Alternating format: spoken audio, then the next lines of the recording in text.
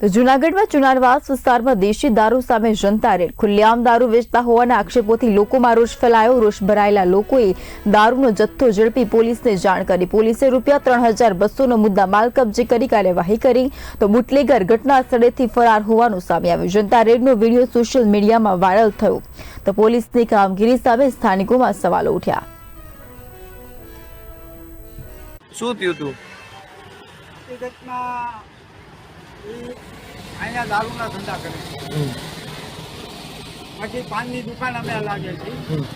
અમારી પાનની દુકાને આવીને ફોરવ્હીલું આમ રસ્તામાં રોકી દઈએ.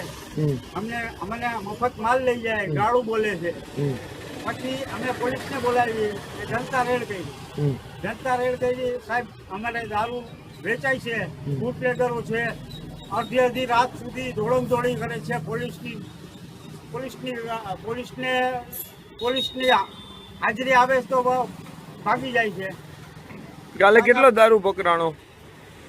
એમાં 40 કે 50 લીટર દારૂ